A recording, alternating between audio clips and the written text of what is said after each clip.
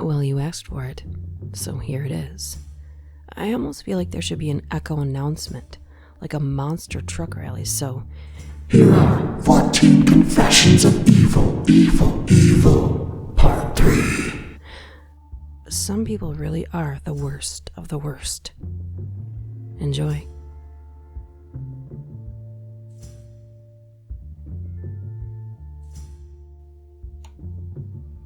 In high school, there was a girl in the year below me. She must have had confidence issues and really wanted to be friends with me. She was just irritating and clingy. But no matter how mean I was to her, she just wouldn't go away and find other people to annoy. There was a janitor's closet with a toilet to the side in the corridor that ran along the assembly hall. So one night after the school musical wrapped up, I told her I had a surprise for her. She let me blindfold her and lead her to the janitor's closet. I had her climb on top of the toilet seat, tied her hands to a beam above her head, then just went home.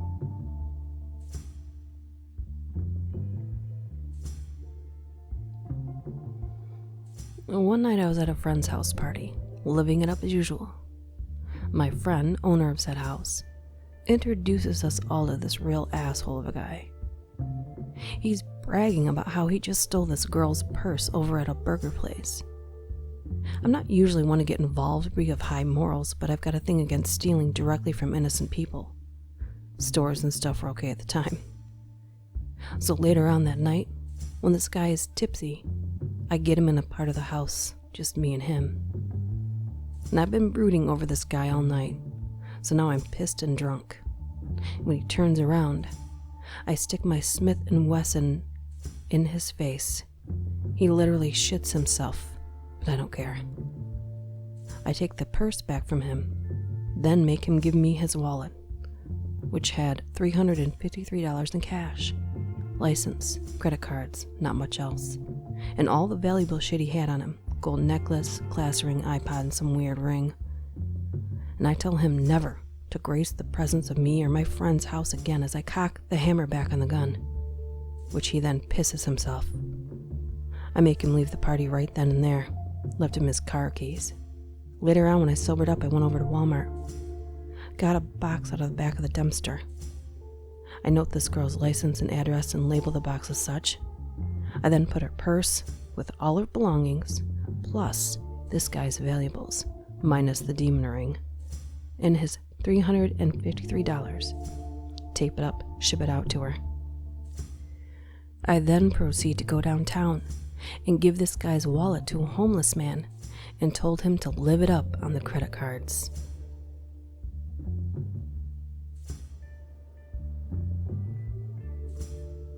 We shot our best friend in the chest. We were idiot kids and that friend's dad was a cop. We'll call him TS. He had rifles, handguns. He didn't lock them up. We used to shoot them in the basement at a log pile and enjoy the crazy ricochets. Anyway, one day, when my friends played a mean practical joke on me, we'd just returned from the hospital visiting a sick classmate, broken leg, and the nurses had given us empty syringes to use as water pistols to fight with. It was a blast. So we get back to my friend's place, where we would be sleeping over. We kept playing with the syringe water pistols, and one of the guys, let's call him JM, comes down to the basement with a syringe full of something white. He shot it in my face and hair and yelled, "That was my cum!" I wasn't impressed and ran to wash it off. And when we came back, we decided that what he'd done deserved some sort of punishment, and he agreed to participate in a plan we'd been working on. We wanted to shoot someone while wearing a bulletproof vest. No one wanted to be shot at, of course, but he agreed that his dick move would be forgiven if he'd be the victim. We dressed him up in the old vest of TS's dad, placed a skidoo helmet backwards on his head, tied his hands behind him so he couldn't accidentally take it in the arm, and shot him at the end of the basement. We set up a pile of logs to steady the rifle, took aim, and fired a .22 long into his chest. He didn't like it at all and cried and whined a lot. Took took the vest off, and other than some bruising, he was fine. Looking back, that could have ended very poorly, and we should have never done that.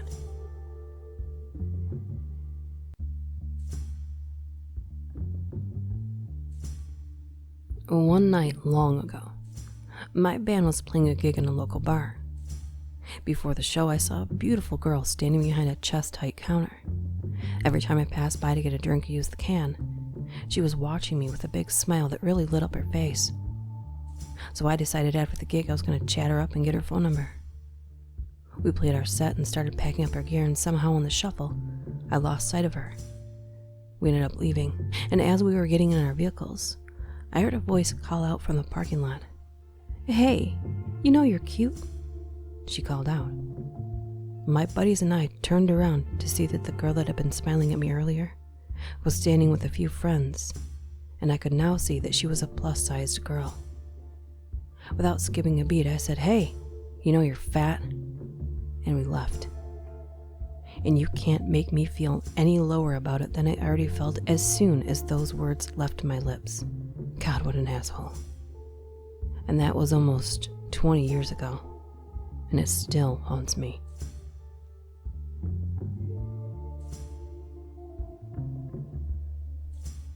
There was once this kid who used to give me a hard time on the bus when I was in high school. Even as seniors, he never let up on me for some reason.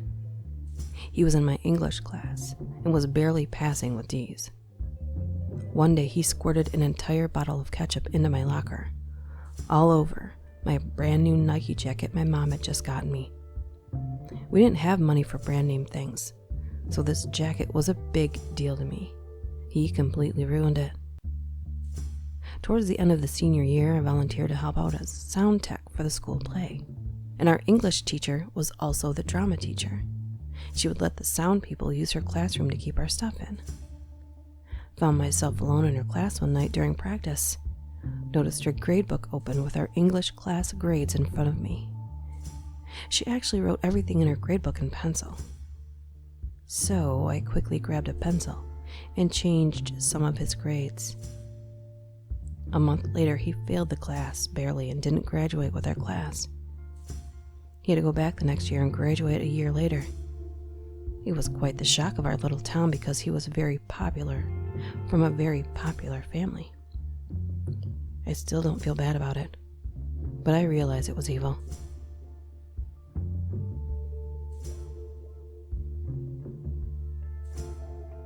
My old roommate used to get mad and hit me when things didn't go his way or he got drunk, so I did the unforgivable.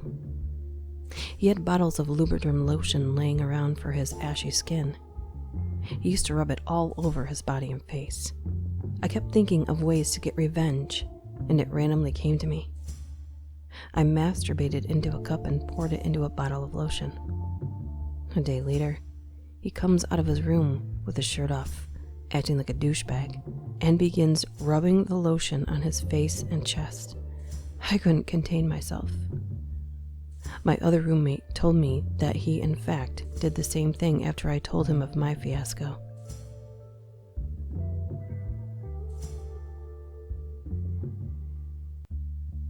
There was a kid who lived in the house whose backyard butted up against my grandparents'. This kid was the type of kid who would play with you no matter what fucking evil shit you did to him. I guess it was my own ego looking for an outlet, since I was pretty picked on growing up. This kid wanted to play with me and my cousin, so we let him come over to my grandparents' backyard, played cowboys and Indians. Me and my cousin tied the kid to a pole near the swing set, pantsed him, and went inside to watch TV. I don't remember how long it was, but his father came home only to see his son tied to a pole with his pants at his ankles. I got my ass whipped for it by my grandfather, and I still feel bad about it to this day.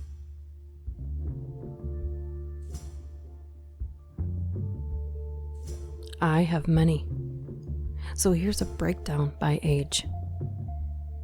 When I was 6, I blamed a kid down the street for breaking a window I broke at my house. Kid got a beating for it, and so did I when it was discovered that I lied. When I was 11, I flattened every tire on some guy's raised up pickup truck with giant tires by unscrewing the pin in the valve. Woke up the next morning to see his car on blocks. He had taken the tires to the shop. Also, when I was 11, shot kids with blow darts made from straws and cactus thorns. We also told them tips had been dipped in black widow poison. When I was 13, I accidentally broke someone's arm after I intentionally pushed him into a wall while we were chasing a ball in gym class. When I was 16, I threw a full 7-Eleven cup of Dr. Pepper over the top of a bathroom stall onto some unsuspecting guy taking a shit. When I was 19, I filled a bucket of every rotten old food and drink in my college fridge, plus several bottles of cologne. Let it sit in the sun for 2 weeks until it became a loaf. Rehydrated it with rotten milk and beer, filled plastic bags, then drove around looking for people to hit with the dank stuff. Hit at least 4 people with it.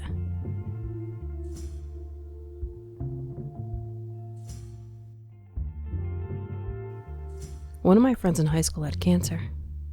It was the really bad kind, and he had been fighting it pretty much his entire life. Most of the time, the doctors kept telling his mom that he would not make it. And I treated him like shit. Everyone else was incredibly nice to him because of the cancer, but I always acted like he was an annoying little brother. The funny thing is, I think he kind of appreciated it. I was the only person in his life outside of his family that didn't pity him. He was so pathetic. Even when the doctors told him he finally beat the cancer, he had no clue of what to do with his life. He spent so long assuming he would die before turning 18 that he had absolutely no ambition other than playing video games on the computer. He actually died a few months after turning 18. I was studying abroad, but my parents told me he tried calling me a week before he died, even though he knew I wasn't there. I felt like the lowest form of scum on the earth for the way I treated him. Still have not been able to bring myself to visit his grave to apologize. Maybe I will someday. I am truly sorry, Dave. I should have been a better friend to you.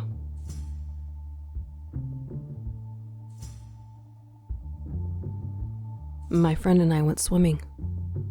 There was a pretty good crowd at the pond in our neighborhood, but not the most crowded I've ever seen it. Anyway, I was jumping off this little rock outcropping on the far side of the pond when I saw my buddy cramp up and go under. I felt totally helpless when I heard his gargled scream for help as he went under and didn't come back up. My friend died right in front of me. Saw it with my own 2 eyes. I jumped in and tried to get there as quickly as possible. I just couldn't make it and felt really bad for years about the whole thing. I think I really channeled my anger to the other people that were there that day, especially one jock dickhead kid who was closer than I was, who could have been able to make a difference. Maybe I just blamed him as a way of coping. Years later, I still blame this guy for my friend's death. Invited him to a concert, front row seats. Had the stagehands spotlight him and sang "In the Air Tonight" by Phil Collins.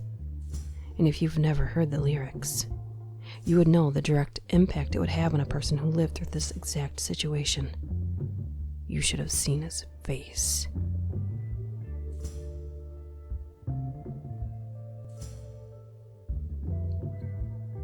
I'm an asshole to everyone, even my friends. Overall, I'm a pretty miserable person, and I try to drag people down to my level by being a jerk at all times. I do this on purpose to hide my insecurities and overall unhappiness. I've made people feel bad about themselves, and for that I'm greatly sorry. Regardless of the fact that I know this, I do not change.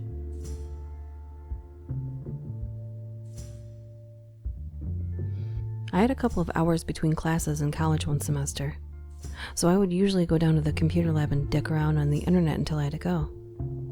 The browsers there were all set up to remove your history when you close it, but the computer I sat down at, the person before me seemed to have frozen it up, and when I clicked it, it asked me if I wanted to reload everything. Out of habit, I clicked yes. And this guy's Facebook pops up, still logged in and everything. At first, I just posted a message on his Facebook status that told him he should be more careful and log off his stuff when on public computers and clicked off to some other site. A little while later, I went to check my email, and the same guy from Facebook was logged into his. I started reading through some select emails with interesting subjects, and find some between him and a ton of guys from Craigslist sharing dick pics and setting up times to meet. Basically, from reading his emails and clicking back to his Facebook, I get the idea that this guy has a girlfriend, listed as straight, and is cheating on her with a bunch of random dudes.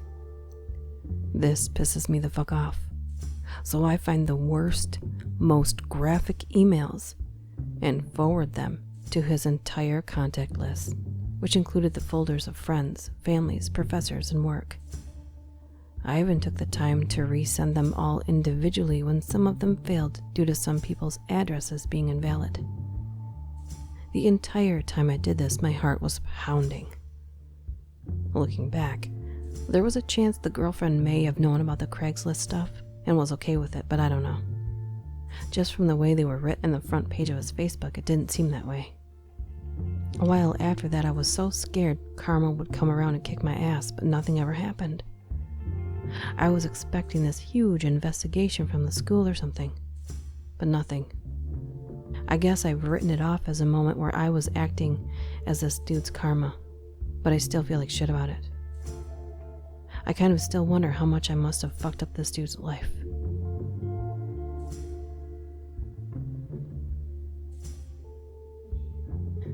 There was a girl in college, we'll call her Jessica. She flirted with me a lot, but I had a girlfriend and I really wasn't interested in her at all. She always talked about the men she hardly knew coming over to fuck her in her house. Either way, one day I broke up with my girl and showed up to class quite happy. Jessica asked why I was so happy and I told her. She asked if I want to go on a date. I told her something about just broke up, blah blah blah, not looking to get back into dating, blah blah blah. She then stepped in closer and said, "Well, maybe we can just get together and fuck." I then gave her a too soon kind of answer. Fast forward a few weeks. We were in this DB class or some shit. Either way, I never paid attention and had no idea what the fuck was going on. For the final, we had to put some shit together and take screenshots of it and turn it in. I gave it a try but couldn't get it to work. My friends in class were just as lost as I was. Jessica knew what she was doing and had worked out a deal with most of the guys in class. They gave her $30. She hands the stuff over to them. I looked at one friend and said, "I can take care of this." So I slid my chair over to her and placed my hand on her leg between her knee and hip. Did I mention she was a little big and ugly? And said, "Hey, how you doing?" She replied, "Fine, just finishing this up." I then started and say, "Yeah, this stuff sucks. So they'd offer to come out with you and, I start rubbing her leg. "Come out for some fun, wink. Does that still stand?" She says, "Yeah, why?" And I say, "Well, I'd love to come out tonight, but I'm going to be stuck here all day trying to do this shit, and by the time I'm done, I just won't have the energy for anything else." And while I'm saying these things, my hand is working to her inner thigh. She then chimes in with, "Well, you could have a copy of mine and then you could make it out faster." I say, "That'd be great. You almost done?" She says, "Yes, just finished up. Where's your thumb drive?" Handed over, copied it, handed it back to me. I then stood up and proclaimed to my friends that we're going to go pay her for it. "Hey guys, I've got it," I said. She looked at me confused and said, "Wait, you're still coming over tonight, right?" I turned to her and said, "Yes, of course I am." I then made the changes to make it look like my work, and then proceeded to pass my thumb drive around to all my friends so they could do the same. We turned in our work and started heading to the door. As I started to leave, she said again, "You're still coming out tonight, right?" I told her, "Of course. I'm just going to grab some lunch with the guys. I'll call you about 6 so I can get directions to your place." Walked out the door. Went to lunch with my friends. After that, me and my friend went back to his place and played video games all day. Then I went home. Jessica never hit on me again after that. and didn't talk to me for months.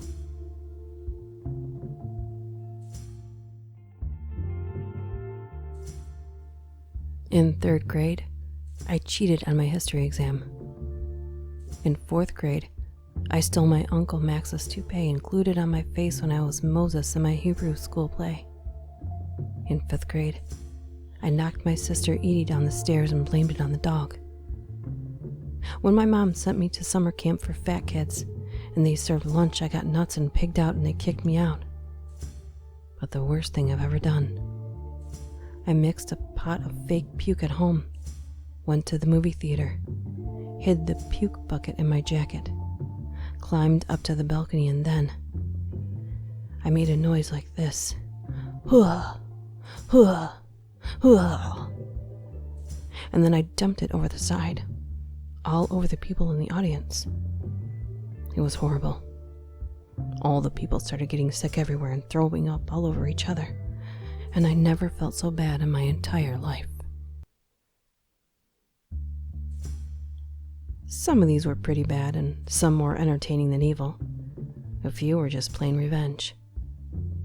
But ask yourself, in some of these situations, would you do it too?